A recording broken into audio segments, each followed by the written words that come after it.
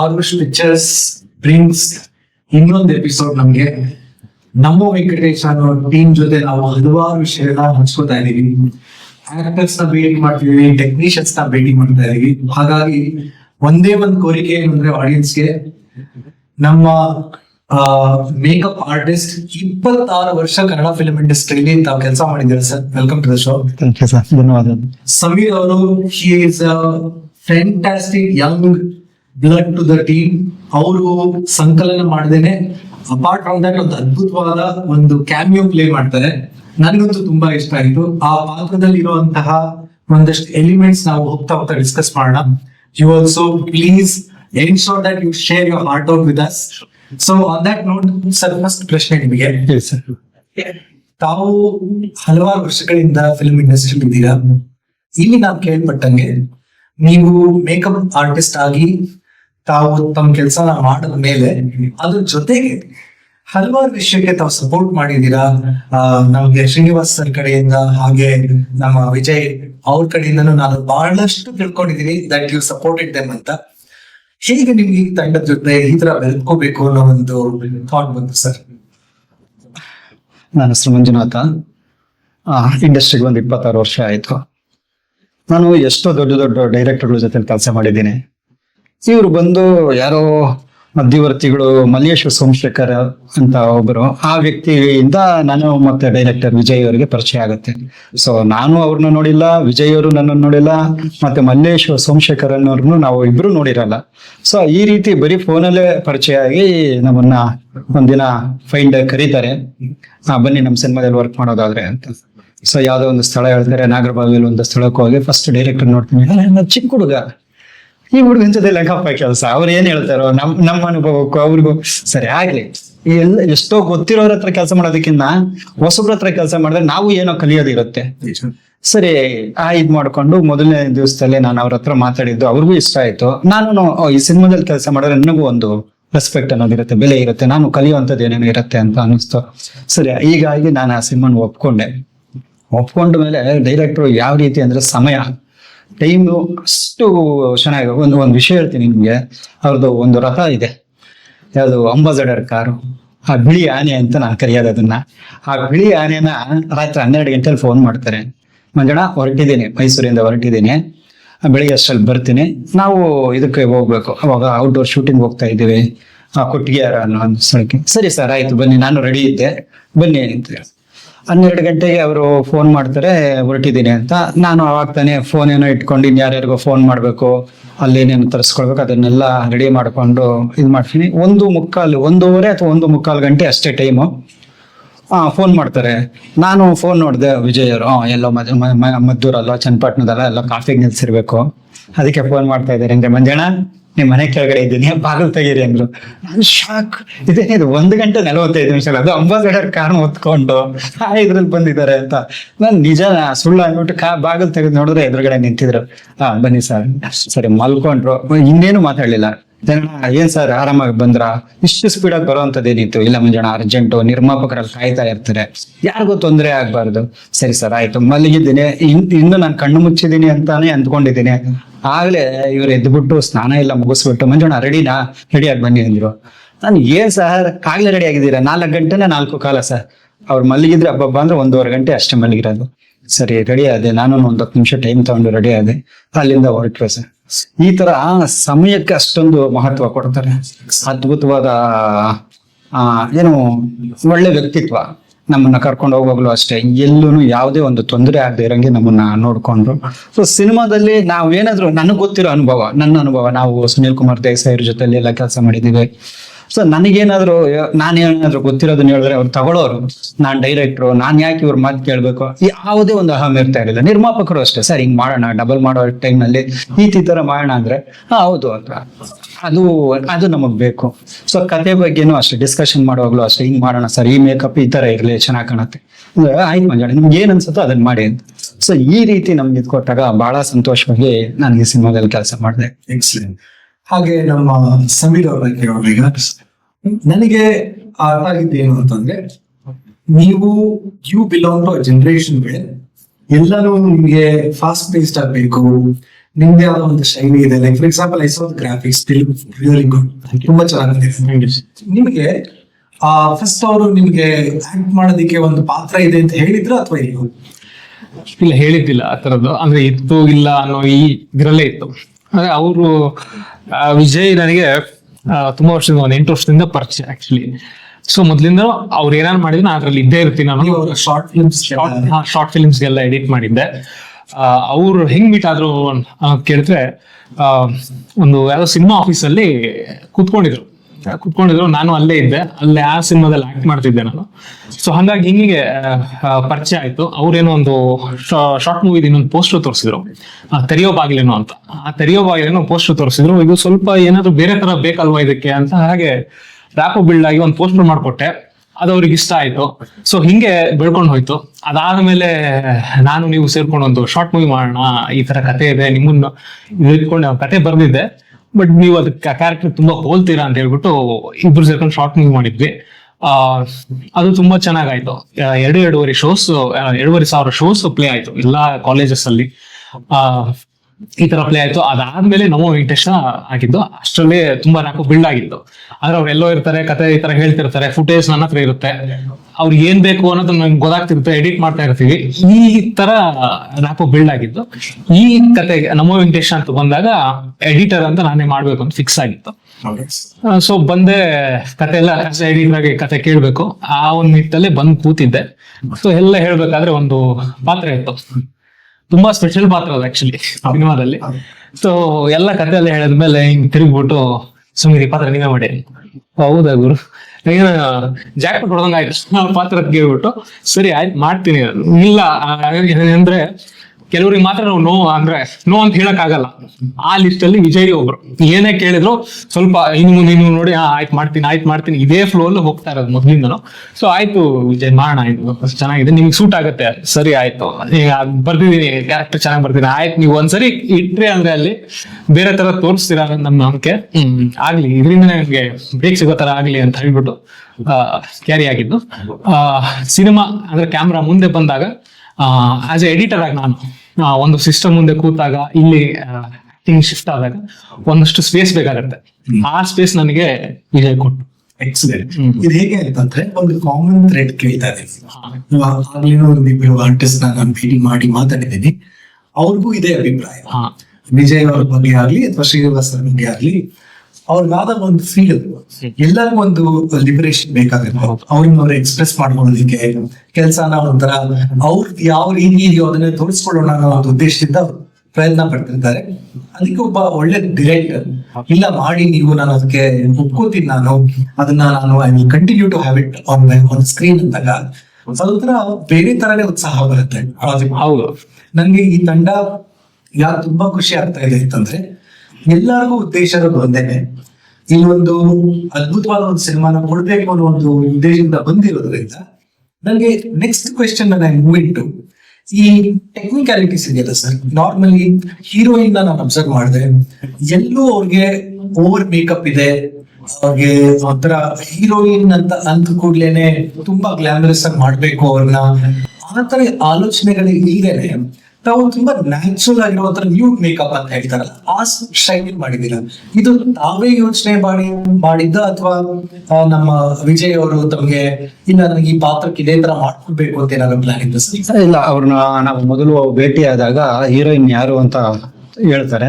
Heroine ಯಾರು ಅಂತ ಹೇಳಿದಾಗ ಅವ್ರು ಹೇಳ್ತಾರೆ, ಪಾತ್ರವರ್ಗ ನಮ್ಮನೆ ಅಕ್ಕ ತಂಗಿರು ಅಥವಾ ನಿಮ್ಮನೆ ಅಕ್ಕ ತಂಗಿರು ಇದ್ದಂಗೆ ಇರ್ಬೇಕು, ನೋಡಿ ಜನಕ್ಕೆ ಇವ್ರು ಯಾರೋ ಬೇರೆ ಎಲ್ಲಿಂದ ಹೊರಗಡೆ ಬಂದಿದ್ದಾರೆ ಅನ್ನಿಸ್ಬಾರ್ದು, ಅಷ್ಟು ಹೋಮ್ಲಿ ಆಗಿರ್ಬೇಕು.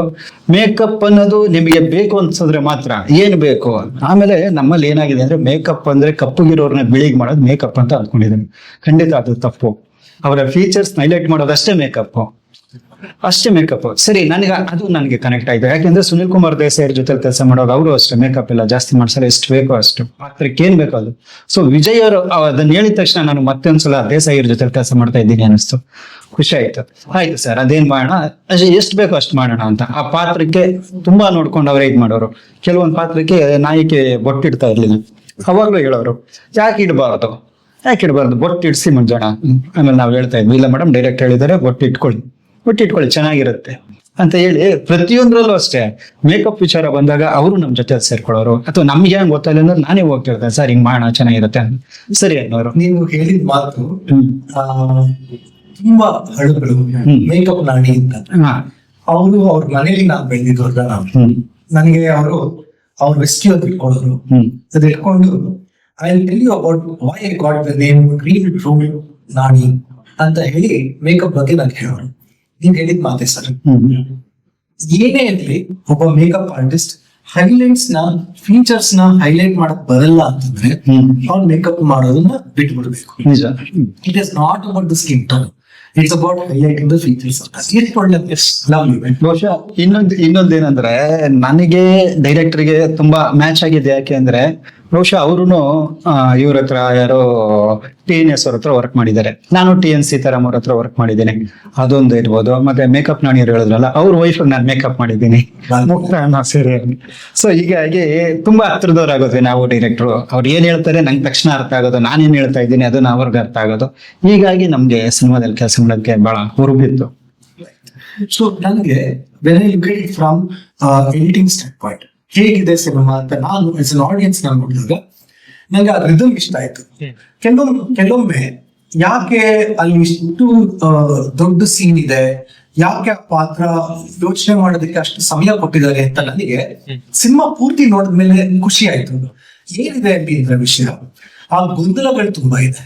ಆ ಹುಡುಗ ಅಗ್ರೆಸಿವ್ ಆಗಿ ಹೋಗ್ಬೇಕಾ ಅಥವಾ ಅವ್ನ್ ಏನ್ ಮಾಡ್ಬೇಕು ಅವ್ನಿಗೆ ಗೊತ್ತಿಲ್ಲ. ಅದನ್ನ ನೀವಾಗೆ ನೀವು ಆಂಟಿಸಿಪೇಟ್ ಮಾಡಿದ್ದ, ಅಥವಾ ಇಲ್ಲಿ ತುಂಬಾ ಜನದ್ದು ನಿಮಗೆ ಸಹಕಾರ ಸಿಗ್ತಾ, ಇನ್ಪುಟ್ ಸಿಗ್ತಾ, ಹೇಗೆ? ಈ ಪ್ರಶ್ನೆ ನಾವು ಮತ್ತೆ ಸ್ಕ್ರಿಪ್ಟಿಗೆ ಹೋಗ್ಬೇಕು. ವಿಜಯ್ ಸ್ಕ್ರಿಪ್ಟ್ಗಳು ಹೇಗಿರುತ್ತೆ ಅಂದ್ರೆ ಇಟ್ಸ್ ಹೋಲ್ ಎಡಿಟೆಡ್ ಥಿಂಗ್. ನಂಗೆ ಇಲ್ಲಿಂದ ಇಲ್ಲಿ ಇಷ್ಟೇ ಬೇಕು, ಇಲ್ಲಿಂದ ಇಲ್ಲಿ ಇಷ್ಟೇ ಬೇಕು. ಕ್ಯಾರೆಕ್ಟರ್ನ ಫೀಲ್ ಮಾಡಿ ಒಂದು ಅವ್ರದೇ ಆದ ಒಂದು ಮ್ಯೂಸಿಕ್ ರಿದಮಿಕ್ ಪ್ಯಾಟರ್ನ್ ಇರ್ಬೋದೇನೋ, ಆ ಒಂದು ಪ್ಯಾಟರ್ನ್ ಅಲ್ಲಿ ಬರ್ಕೊಂಡು ಹೋಗಿತ್ತು. ಸೊ ನನಗೆ ಎಡಿಟಿಂಗ್ ಮಾಡ್ಬೇಕಾದ್ರೆ ಈಸಿ ಆಯ್ತು, ನಿಮ್ ಪ್ರತಿಯೊಂದು ಫೀಲ್ಗಳು.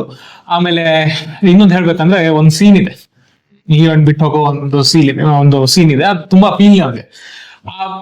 ಕಂಪ್ಲೀಟ್ ಆಗಿ ಇಟ್ಕೊಂಡಾಗ ಅದೇನೋ ಸ್ವಲ್ಪ ರ್ಯಾಂಪ್ ಮಾಡ್ಬೇಕು ಅಥವಾ ಫಾಸ್ಟ್ ಕಟ್ ಅಲ್ಲಿ ಹೋಗ್ಬೇಕು ಅಂತ ಏನೋ ನಡೀತಾ ಇತ್ತು ಮಾತುಕತೆ.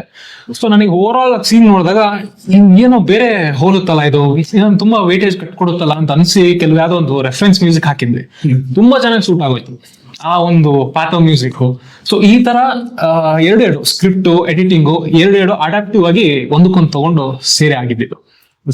ಸೊ ಬೇಸಿಕಲಿ ನನ್ಗೆ ಗೊತ್ತಾಗ್ತಿರೋದು ಏನು ಅಂತಂದ್ರೆ, ಒಬ್ಬ ಒಳ್ಳೆ ನಿರ್ದೇಶಕ ಅವ್ರಿಗೆ ಕ್ಲಾರಿಟಿ ಇದ್ಬಿಡ್ತು ಅಂದ್ರೆ ಇಡೀ ತಂಡಕ್ಕೆ ಅವ್ರಿಗೆ ಬೇರೆದ್ರು ಯೋಚನೆ ಮಾಡೋ ಅವಶ್ಯಕತೆ ಇರೋದಿಲ್ಲ. ಅದಾದ್ಮೇಲೆ ಬರೀ ಇಂಪ್ರೂವೈಸೇಷನ್ಗೆ ದಾರಿ ಮಾಡ್ಕೊಡಷ್ಟೇ. ಅದೊಂದು ಎಕ್ಸಲೆಂಟ್. ಮೂವಿಂಗ್ ಫರ್ದರ್, ನನಗೆ ಸಿನಿಮಾದಲ್ಲಿ ಇನ್ನೊಂದು ಅಬ್ಸರ್ವ್ ಮಾಡಿದ್ದೀನಿ ಒಂದು ಸರ್, ಎಲ್ಲ ಪಾತ್ರಗಳು ಎಲ್ಲದಕ್ಕೂ ವೇಟೇಜ್ ಇದೆ. ಆದ್ರೆ ಕೆಲವೊಮ್ಮೆ ಏನಾಗುತ್ತೆ, ಸಿನಿಮಾ ಅನ್ನೋದು ಆ ಸಿನಿಮ್ಯಾಟಿಕ್ ಎಕ್ಸ್ಪ್ರೆಷನ್ಸ್ಗೋಸ್ಕರ ಒಂದಷ್ಟು ಲೈಟಿಂಗ್ ನಾವು ಮಾಡ್ಕೊಳ್ತೀವಿ, ವಿಭಿನ್ನವಾದ ವಾತಾವರಣಗಳನ್ನ ಕ್ರಿಯೇಟ್ ಮಾಡ್ಕೊಳ್ತೀವಿ. ಇನ್ನು ನೀವು ಮಾಡಿದೀರ. ನಾನು ಕೆಲವು ಹಾಡುಗಳ ಬಗ್ಗೆ ಹೇಳ್ತೇನೆ, ಅಲ್ಲಿ ನಾನು ತುಂಬಾ ಸಿನಿಮ್ಯಾಟಿಕ್ ಎಕ್ಸ್ಪ್ರೆಷನ್ಸ್ ನ ಅಲ್ಲಿ ತೋರಿಸ್ಕೊಳ್ಳೋದು ಅಂತ ಜಾಗಗಳಿದೆ. ಅಲ್ಲಿ ನೀವು ಸ್ಪೆಸಿಫಿಕ್ ಆಗಿ ಈ ಪಾತ್ರಕ್ಕೆ ಇದು ಹೆಲ್ಪ್ ಆಗ್ಬಹುದು, ಆ ಸನ್ನಿವೇಶಕ್ಕೆ ಇದೇ ತರ ಆಗ್ಬಹುದು.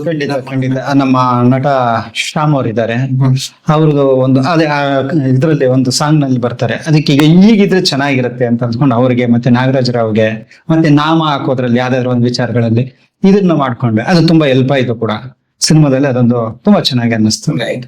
So just to move on from the overall cinema standpoint, ನಮ್ಗೆ ಒಂದ್ ವಿಷಯ ತಿಳಿಸ್ಕೊಡಿ. ಆಸ್ ಟೆಕ್ನಿಷಿಯನ್ಸ್ ಫಸ್ಟ್, ನನಗೆ ನೀವು ಸಣ್ಣ ಪಾತ್ರ ಬೇರೆ ಮಾಡಿದೀರ, ಅದ್ರ ಬಗ್ಗೆ ಒಂದ್ ಸ್ವಲ್ಪ ತಿಳ್ಕೊಳ್ತೀನಿ. ಅದಕ್ಕಿಂತ ಮುಂಚೆ ಗಿವ್ ಮಿ 1 or 2 ರೀಸನ್ಸ್ ಯಾಕೆ ಜನ ಈ ಸಿನಿಮಾ ಬಂದು ನೋಡ್ಬೇಕು ಅನ್ಸುತ್ತೆ. ತುಂಬಾ ಒಳ್ಳೆ ಪ್ರಶ್ನೆ ಕೇಳಿದ್ದೀರಾ ಸರ್. ಇತ್ತೀಚಿನ ದಿನಗಳಲ್ಲಿ ನಾವು ಹೆಣ್ಣು ಮಕ್ಕಳ ಜೊತೆ ಕೂತ್ಕೊಂಡು ಸಿನಿಮಾ ನೋಡಕ್ಕಾಗಲ್ಲ. ನಾನು ಹೆಂಡತಿ ಜೊತೆ ಕೂತ್ಕೊಂಡೆ ಕೆಲವೊಂದು ಸಿನಿಮಾ ನೋಡೋದಕ್ಕಾಗಲ್ಲ, ಅಷ್ಟು ವಲ್ಗರ್ ಆಗಿರುತ್ತೆ. ಸೊ ನೀವ್ ಇಲ್ಲಿ ಕೂತ್ಕೊಳ್ಳೋದು ಯಾವ್ದೋ ಒಂದು ಸಂಭಾಷಣೆ ಬಂದ್ರೆ ನನ್ನ ಮಗಳು ಕೇಳಬಾರ್ದು, ಅಪ್ಪಾಜಿ ಹಂಗಂದ್ರೆ ಏನು ಅಂತ ಕೇಳಬಾರ್ದು, ಆ ಸಂಭಾಷಣೆ ಏನು ಅಂತ ಕೇಳಬಾರ್ದು, ಆ ಡೈಲಾಗ್ ಅವಳಿಗೆ ಅರ್ಥ ಆಗ್ಲಿಲ್ಲ ಅಂತ ಆಕೆ ಕೇಳಿದ್ರೆ ನನಗೆ ಹೇಳೋದಕ್ಕೆ ಮುಜುಗರ. ನನ್ನ ಮಗಳಿದ್ದಾಳೆ, ನನಗೆ 14 ವರ್ಷದ ಮಗಳಿದ್ದಾಳೆ. ಸರಿ, ನಾವು ಈ ಸಿನಿಮಾದಲ್ಲಿ ಅದು ಯಾವ್ದು ಮುಜುಗರ ಇಲ್ಲದೆ ನನ್ನ ಹೆಂಡತಿ ನನ್ನ ಮಗಳ ಜೊತೆ ಕೂತ್ಕೊಂಡು ನೆಮ್ಮದಿಯಾಗಿ ಸಿನಿಮಾ ನೋಡ್ಬೋದು. ನೆಮ್ಮದಿಯಾದ ಸಿನಿಮಾ ನೋಡುವ. ನಿಮ್ಗೆ ಎಲ್ಲೂ ಒಂದೇ ಒಂದು ಪಾತ್ರ ಕೂಡ ಇದು ಬೇಕಾಗಿರ್ಲಿಲ್ಲ ಅಂತ ಅನ್ಸೋದೇ ಇಲ್ಲ ಸರ್. ಬೇಕಾಗಿರ್ಲಿಲ್ಲ ಅಥವಾ ಈ ಸಂಭಾಷಣೆ ಬೇಕಾಗಿರ್ಲಿಲ್ಲ ಅಂತ ಅನ್ಸೋದೇ ಇಲ್ಲ. ಎಷ್ಟು ಬೇಕೋ ಅಷ್ಟೇ ಚೊಕ್ಕವಾಗಿ ಬರೆದಿದ್ದೀವಿ, ಚೊಕ್ಕವಾಗಿ ಬರ್ಕೊಂಡಿದ್ದಾರೆ, ಅಷ್ಟನ್ನೇ ಮಾಡಿದ್ದಾರೆ, ಅಷ್ಟನ್ನೇ ತೆಗೆದಿದ್ದೀವಿ. ಅದು ಬಹಳ ಖುಷಿ ಆಗುತ್ತೆ. ಆದ್ರಿಂದ ಒಂದು ಒಳ್ಳೆ ಸಿನಿಮಾ ಬಂದಾಗ ಕನ್ನಡಿಗರಾಗಿ ಕನ್ನಡಿಗರನ್ನ ಎಂಕರೇಜ್ ಮಾಡಲಿಲ್ಲ ಇನ್ಯಾರು ಪ್ರೋತ್ಸಾಹಿಸ್ತಾರೆ. ಸೊ ಆ ಒಂದು ಕಾರಣದಿಂದನಾದ್ರೂ ನೀವು ಈ ಸಿನಿಮಾ ನೋಡ್ಬೇಕು. What is your take? ಆ, ಒಳ್ಳೆ ಕನ್ನಡ ಸಿನಿಮಾ, ಒಳ್ಳೆ ಕನ್ನಡ ಸಿನಿಮಾ. ಅಲ್ಲಿ ಆ ಎಲ್ಲೋ ಒಂದು ಪರಭಾಷೆ ಸಿನಿಮಾಗಳು ನೋಡ್ತೀವಿ, ಅಲ್ಲೇನೋ ಒಂದಷ್ಟು ಮಸಾಲೆಗಳಿರುತ್ತೆ, ಇಲ್ಲೇನೋ ಒಂದಷ್ಟು ಹೆಂಗಂದ್ರೆ ನಿಮಗೆ ಎಲ್ಲ ಫಾಸ್ಟ್ ಪೇಸ್ ಅಂತ ಹೇಳಿದ್ರಿ, ಆ ತರದೆಲ್ಲ ಏನೋ ಇರುತ್ತೆ. ಅದೆಲ್ಲ ಬಿಟ್ಬಿಟ್ಟು when we compare cinema to ಒಂದು ಊಟ ಅಂತ ನೋಡಿದಾಗ, ಒಂದು ಮನೆ ಊಟ, ಈ ಊಟ ತಿನ್ನೋದ್ರಿಂದ ಯಾರಿಗೂ ಎಸಿಡಿಟಿ ಆಗಲ್ಲ, ಏನೂ ಆಗಲ್ಲ, ಒಳ್ಳೆ ಮನೆ ಊಟ, ಹೆಲ್ದಿ ಆಗಿರುತ್ತೆ. ಇದೊಂದು ಹೆಲ್ದಿ ಸಿನಿಮಾ ಅಷ್ಟು ಅಂತ ಹೇಳ್ತೀನಿ. So just to talk on, ಈಗ ನಿಮ್ಮ ವರ್ಕ್ ಬರೀ ಒಬ್ಬ ಮೇಕಪ್ ಆರ್ಟಿಸ್ಟ್ ಆಗ್ದೇನೆ ಅವ್ರಿಗೆ ವಿಜಯ್ ಭಾರದ್ವಾಜ್ ಅವ್ರಿಗೆ ತಮ್ಮ ಬಗ್ಗೆ ಆಕ್ಟಿಂಗ್ ಸ್ಕಿಲ್ಸ್ ಬಗ್ಗೆ ಸ್ವಲ್ಪ ಗೊತ್ತಾಗುತ್ತೆ. ತಕ್ಷಣ ಒಂದು ಪಾತ್ರ ಮಾಡಿ ಅಂತ ಹೇಳ್ತಾರೆ ನಿಮ್ಗೆ, ಅದು ಹೇಗಿತ್ತು ಎಕ್ಸ್ಪೀರಿಯನ್ಸ್? ಸರ್ ಮೊದಲಿಗೆ ಕೇಳಿದ್ದೆ ಸರ್ ಪಾತ್ರ ಏನೋ ಇದೆಯಾ, ಇಲ್ಲ ಮಜಣ ಈ ಸಿನಿಮಾದಲ್ಲಿ ಎಲ್ಲಾನು ನಾನ್ ಸುಮ್ನೆ ಆಗೋದೆ. ನಾನು ಕೇಳಲಿಲ್ಲ. ಹಿಂದೆ ಒಂದು ಸಿನಿಮಾ ಮಾಡಿದ್ದೆ, ನಾನು ಲೀಡ್ ರೋಲ್ ಅಲ್ಲೇ ಮಾಡಿದ್ದೆ. ನಾನು ಏನು ಮಾತಾಡಲ್ಲ, ಸುಮ್ನೆ ಆಗಿದ್ದೆ. ಸರಿ, ಅಲ್ಲಿ ಕೆಲಸ ಮಾಡ್ತಾ ಒಂದು ಲೊಕೇಶನ್ಗೆ ಹೋಗ್ತೀವಿ, ದೇವ್ರ ಮನೆ ಬೆಟ್ಟ ಅಂತಾನೆ ಏನು, ಆ ಲೊಕೇಶನ್ಗೆ ಹೋಗುವಾಗ ನಮ್ಮ ನಾಗೇಶ್ ಅಂತ ನಮ್ಮ ಯೂನಿಟ್ ಡ್ರೈವರ್ ಈ ದಿನ ಅವರಿಲ್ಲ. ಸೊ ಆ ಡ್ರೈವರು ಆ ಅಂಬಾಸಡರ್ ಕಾರ್ನ ಏನ್ ಎರಡು ಕೈನಲ್ಲಿ ಹಿಂಗ್ ತಿರುಗಿಸ್ತಾ ಇರ್ತಾರೆ. ನಾನ್ ಹೇಳ್ತೀನಿ ಅವ್ರು ನನ್ನ ಕೇಳಿದಾರೆ, ಹೆಂಗಣ ಮಂಜಣ್ಣ ನಮ್ ಡೈರೆಕ್ಟರ್ ಗಾಡಿ ಓಡಿಸ್ತಾರೆ, ಎರಡು ಕೈನಲ್ಲಿ ತಿರುಗಿಸ್ಬೇಕು ಲಾರಿ ತೀರ ಅಂದ್ರೆ, ನಾನ್ ಹೇಳ್ತೀನಿ ಸರಿ ನೀವು ಎರಡು ಕೈನಲ್ಲಿ ತಿರುಗಿಸ್ತಾ ಇದ್ದೀರಾ, ಸಿಂಗಲ್ ಕೈನಲ್ಲಿ ತಿರುಗಿಸ್ತಾರೆ, ಒಂದೇ ಕೈನಲ್ಲಿ ಅವ್ರು ಇದ್ ಮಾಡ್ತಾರೆ, ಆಟ ಆಡಿಸ್ತಾರೆ ಅವರು ಗಾಡಿನ. ಅದು ನಿಮ್ಮನ್ನು ಹೊಂದ್ಕೊಳ್ತಾ ಇರ್ಬೇಕು, ನಿಮ್ಮನ್ನು ಹೊಂದ್ಕೊಂಡಿಲ್ಲ ಅನ್ಸುತ್ತೆ. ನಮ್ ಡೈರೆಕ್ಟರ್ ಗೊತ್ತ ಅದನ್ನ ಕುದುರ್ಸ್ಬಿಟ್ಟಿದ್ದಾರೆ ಅಂತ. ಆಮೇಲೆ ಇನ್ನೊಂದೇನಂದ್ರೆ, ನನ್ ಮನೆ ಇರೋದು ಬಸವನಗುಡಿಯಲ್ಲಿ ರತ್ನವಿಲಾಸ್ ರಸ್ತೆಯಲ್ಲಿ, ಪಕ್ಕದಲ್ಲಿ ಸೌತ್ ಇಂಡಿಯಸ್ ಅಂತ ಹೋಟ್ಲ್ ಇದೆ. ಡೈರೆಕ್ಟರ್ ನನಗೆ ಫೋನ್ ಮಾಡಿದ್ರೆ, ಮಂಜಣ್ಣ ಬರ್ತಾ ಇದ್ದೀನಿ ಅಂದ್ರೆ ನಾನು ಕೆಳಗಡೆ ಇಳಿದ್ಬಿಟ್ಟು ಒಂದಷ್ಟು ಕಾರ್ಗಳನ್ನ ತೆಗಿಸ್ತೀನಿ. ನಾನು ಕಾರ್ ಯಾಕೆ ಅಂದ್ರೆ ಅಮ್ಮ ನಾನೇ ಬರ್ತಾ ಇದ್ದೆ ಅಂತ ತೆಗಿಸಿ ನಿಲ್ಲಿಸಿದಾಗ ಅಲ್ಲಿ ಕಾಫಿ ಕುಡಿಯೋರೆಲ್ಲ ಬರ್ತಾರೆ. ಒಂದ್ಸರಿ ಬಂದು ಕಾರ್ ನೋಡ್ಕೊಂಡು ಇದೆಲ್ಲ ನೋಡ್ಕೊಂಡು ನಾವು ಮೇಲ್ಗಡೆ ನಿಂತ್ಕೊಂಡು ನಾನು ಡೈರೆಕ್ಟರ್ ನೋಡ್ತಾ ಇರ್ತೀವಿ. ಅವ್ರು ಬಂದ್ಬಿಟ್ಟು ಕಾರ್ನ ಎಷ್ಟು ಖುಷಿಯಾಗಿ ನೋಡ್ತಾ ಇರ್ತಾರೆ ಅಂದ್ರೆ, ಇನ್ನು ಹಿಂಗ್ ಇಟ್ಟಿದಾರಲ್ಲ ಅಂತ. ಆ ಟೈಮಲ್ಲಿ ನಾವು ಕೆಳಗಡೆ ಹೋಗಿ ನಿಮ್ದ ಸರ್ ಕಾರು. ನನಗೆ ಮಂಜುನಾಥ್ ಅವ್ರದ್ದು ಕೇಳ್ತಾ ಇದ್ದಾರೆ, ಡೈರೆಕ್ಟರ್ ಕಾರ್ನ ಚೆನ್ನಾಗಿ ನೋಡ್ಕೊಂಡ್ರೆ ಮಾತ್ರ ಸಿಗತ್ತೆ, ನೋಡಿದೆ ಇಲ್ಲ. ಖಂಡಿತ ಇಲ್ಲ. ಅಲ್ಲ, ಇದು ಬಂದಿದ್ದು ಕೆಲಸ ಮಾಡ್ತಾ ಇದ್ವಿ. ಅವ್ರಿಗೆ ಏನ್ ಅನ್ನಿಸ್ತಾ ಏನೋ ಅದೊಂದು ಸಣ್ಣ ಪಾತ್ರ ಇತ್ತು. ಮಂಜಣ್ಣ ನೀವ್ ಮಾಡ್ತೀರಾ ಅಂದ್ರು. ನಾನ್ ಮಾಡ್ಬೋದಾ ಸರ್ ಅಂದ್ರೆ, ಇಲ್ಲ ನೀವ್ ಮಾಡೋದು ಚೆನ್ನಾಗಿರುತ್ತೆ ಮಾಡಿ ಅಂತ. ಸರಿ ಸರ್ ಆಯ್ತು ಅಂತ ಹೇಳಿ ತಕ್ಷಣನೇ ಅದು ಎತ್ಕೊಂಡ್ವೆ. ಸರಿ ಸರಿ. ಸೊ ಫಾರ್ ಯು, ಈಗ ನಿಮ್ಗೆ ಪಾತ್ರದ ಶಿಫ್ಟ್ ಏನೋ ಆಯ್ತು, ನೀವು ಮಾಡಿದ್ರಿ. ನೀವು ಟಾಕ್ ಅಬೌಟ್ ದನ್ ಕ್ಯಾರೆಕ್ಟರ್. ನನಗಂತೂ ಈಗಿನ ಕಾಲದ್ದು ಯಂಗ್ಸ್ಟರ್ಸ್ ಏನಾಗುತ್ತೆ, ಎಸ್ಪೆಷಲಿ ಅವರು ಒಳ್ಳೆ ಕೆಲಸದಲ್ಲಿ ಇದ್ರೆ, ಮನೇಲಿ ಎಲ್ಲರೂ ನಿನ್ ಮದ್ವೆ ಆಗೋ ವಯಸ್ಸು ಬಂದಿದೆ, ಯು ಶುಡ್ ಗೆಟ್ ಮ್ಯಾರಿಡ್ ಅಂತಂದ್ರೆ, they have their own choices. Either they choose somebody on their own, ಅವ್ರ ತಂದೆ ತಾಯಿಗೆ ಬಿಡ್ತಾರೆ. ಈ ಹುಡುಗನ ಪಾತ್ರದಲ್ಲಿ ನಂಗೆ ಏನು ಇಷ್ಟ ಆಗಿತ್ತು ಅಂತಂದ್ರೆ, ಅವನ ಸರಳತೆ. ದೋ he has got a very good job, and probably ಬೇರೆ ದೇಶದಿಂದ ಬರ್ತಾನೆ. ಸೊ ಅಷ್ಟು ಚೆನ್ನಾಗಿ ಅವನು ಜೀವನ ನಡೆಸ್ತಿರೋ ಹುಡುಗಂಗೆ ಅವನ the way he handles the situation ತುಂಬಾ ಮೆಚೂರ್ಡ್ ಆಗಿ ತೋರಿಸಿರುವಂತದ್ದು. ಈಗಿನ ಕಾಲದ ಯಂಗ್ಸ್ಟರ್ಸ್ಗೆ I think this is nice role to represent ಅಂತ ನನಗೆ ಅನ್ಸುತ್ತೆ. ನಿಮ್ಗೆ ಅದ್ರ ಬಗ್ಗೆ ಒಂದ್ ಸ್ವಲ್ಪ ತಿಳಿಸ್ಕೊಟ್ಟಿದ್ದಾರೆ. ಎಕ್ಸಾಕ್ಟ್ಲಿ ಸರ್, ತುಂಬಾ ಇನ್ಸ್ಪೈರಿಂಗ್ ಆಗುತ್ತೆ. ನಮ್ ಲೈಫ್ಗಳಲ್ಲಿ ದಿನ ಒಂದು ನ್ಯೂಸ್ ಕೇಳ್ತಾ ಇರ್ತೀವಿ. ಯಂಗ್ಸ್ಟರ್ಸ್ ಈ ಮದುವೆ ಅನ್ನೋದು ಡಿಸಿಷನ್ ಅಲ್ಲಿ ಯಾವ ತರ ಸ್ಟೆಪ್ಸ್ ಗಳು ತಗೊಂತಾ ಇರ್ತೀವಿ, ಏನ ಆಗ್ತಾ ಇರುತ್ತೆ ದಿನನಿತ್ಯ ನಾವು ಕೇಳ್ತಾ ಇರ್ತೀವಿ.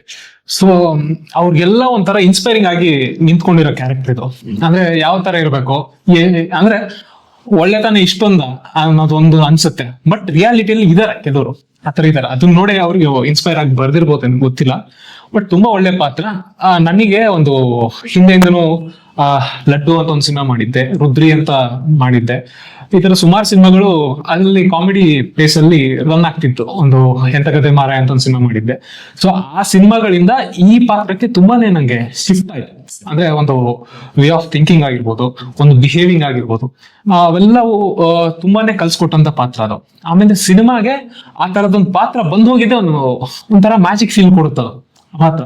ಅಂದ್ರೆ ನಾನು ನೋಡಿದಾಗ ಈ ಪಾತ್ರ ನಾನ್ ಮಾಡಿದೀನಿ, ಅಭಿನಯಿಸಿದೀನ ಅನ್ನೋ ಲೆಕ್ಕಕ್ಕೆ ಆ ಮಟ್ಟಕ್ಕೆ ಅದು ಎತ್ಕೊಂಡು ಹೋಗುತ್ತೆ.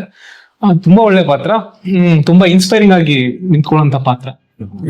ಸೊ ನನಗೆ ಲುಕ್ ಎಟ್ ಹೌ ನಮ್ಗೆ ಮೈಸೂರಲ್ಲಿ ಸ್ಟೇಜ್ ಆಗಿರುತ್ತೆ, ನಮ್ಮ ಮೇನ್ ಹೀರೋದು ನಮ್ಮ ವಿಜಯ್ ಅವರ ಪಾತ್ರ. ಅವರು ಒಂದು ಹಳ್ಳಿ ಹುಡುಗಿನ ಟ್ರೀಟ್ ಮಾಡೋ ರೀತಿ, ಅವ್ರ ಮನೆಗೆ ಬಂದಾಗ ಆ ಹಿರಿಯರಿಗೆ ಕೊಡುವಂತ ಗೌರವ, ಈ ವ್ಯಾಲ್ಯೂ ಸಿಸ್ಟಮ್ಸ್ ಎಲ್ಲ ಒಂಥರ ಕಳೆದೋಗ್ಬಿಟ್ಟಿದೆ. ಖಂಡಿತ ಅದನ್ನೆಲ್ಲ ರೀವಿಸಿಟ್ ಮಾಡುವಂತ ಸಿನಿಮಾ ಅಂತ ನನಗನ್ಸುತ್ತೆ. ನಿಜ. ಸ್ವಲ್ಪ ಡ್ರಾಮ್ಯಾಟೈಸ್ಡ್ ಆಗಿರ್ಬೋದು, ಸ್ವಲ್ಪ ಸಿನಿಮ್ಯಾಟಿಕ್ ಆಗಿ ಎಕ್ಸ್ಪ್ರೆಸ್ ಮಾಡ್ಕೊಂಡಿರ್ಬೋದು. ಅದು ಒಂದು ವಿಷಯ. ಪ್ರಯತ್ನ ಅಂತೂ ಒಳ್ಳೆ ಸಿನಿಮಾ ಮಾಡೋದಕ್ಕೆ ಎಲ್ಲರೂ ಒಗ್ಗೂಡಿ ಮಾಡಿದ್ದಾರೆ. ಅದ್ಭುತವಾದ ಮೇಕಪ್ ಆರ್ಟಿಸ್ಟ್ ನ ಎಕ್ಸ್ಪೀರಿಯನ್ಸ್ ವ್ಯಕ್ತಿನ ಯೂಸ್ ಮಾಡಿದ್ದಾರೆ. ಯಂಗ್ ಬ್ಲಡ್ ಅಂತ ನಮ್ಮ ಸಮೀರ್ ಅಂತ ಎಡಿಟರ್ ಕಮ್ ಆಕ್ಟರ್ ನ ಹಾಕೊಂಡಿದ್ದಾರೆ. ಸೊ ಇಷ್ಟೊಂದೆಲ್ಲ ಶ್ರಮ ಪಟ್ಟಿದ್ಮೇಲೆ ನಮ್ಗೆ ಒಂದೇ ಒಂದು ಜವಾಬ್ದಾರಿ ಆಗಿರುತ್ತೆ, ದಯವಿಟ್ಟು ನಾವೆಲ್ಲರೂ ಸೇರಿ ಸಿನಿಮಾ ಥಿಯೇಟರ್ ಅಲ್ಲಿ ನೋಡೋಣ ಅಂತ ಹೇಳ್ತಾ, I thank both of you so much. ತುಂಬಾ ಚೆನ್ನಾಗಾಗ್ಲಿ ಸಿನಿಮಾ ಅಂತ ಕೇಳ್ತಾ, I just probably sign off right now. Thank you. Thank you.